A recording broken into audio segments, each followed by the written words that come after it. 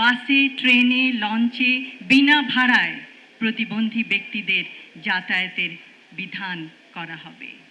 পরম শ্রদ্ধাভরে স্মরণ করছি শহীদ রাষ্ট্রপতি জিয়াউর রহমান এবং আপসহীন দেশনেত্রী বেগম খালেদা জিয়াকে। শিশুরাই জাতির ভবিষ্যৎ। কোনো প্রতিবন্ধিতা যেন শিশু কিশোরদের যোগ্য নাগরিক হিসেবে গড়ে ওঠার ক্ষেত্রে প্রতিবন্ধকতা না হয়। সেই লক্ষ্যে আজ কড়াইলে শিশু স্বর্গ প্রকল্পের আরম্ভ। আমি এই প্রকল্পের উদ্বোধনী ঘোষণা করছি।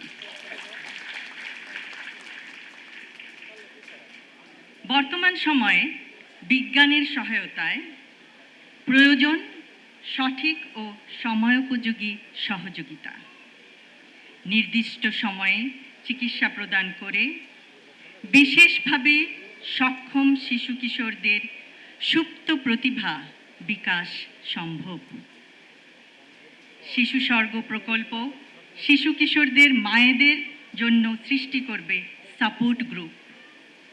আত্মবিশ্বাসী পারবে বিষণ্ণতার অন্ধকার থেকে মা ও শিশুকে উজ্জ্বল স্বাবলম্বী ভবিষ্যতের দিকে এগিয়ে নিতে।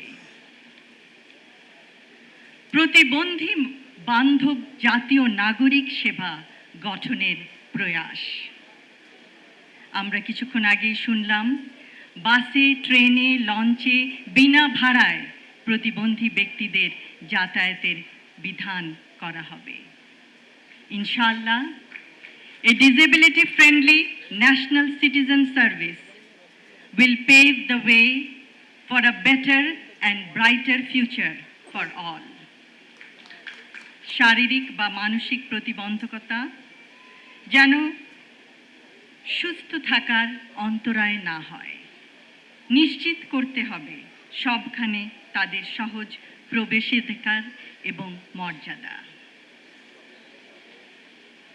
সবশেষে আমি শিশু স্বর্গ প্রকল্পের সাথে জড়িত সকল সদস্যকে জানাই আমার আন্তরিক ধন্যবাদ। ধন্যবাদ জানাই স্বাস্থ্য মন্ত্রণালয়ের এবং স্বাস্থ্য অধিদপ্তরের সকল সদস্যকে, যাদের অক্লান্ত প্রচেষ্টায় আজকের এই আয়োজন সম্ভব হয়েছে।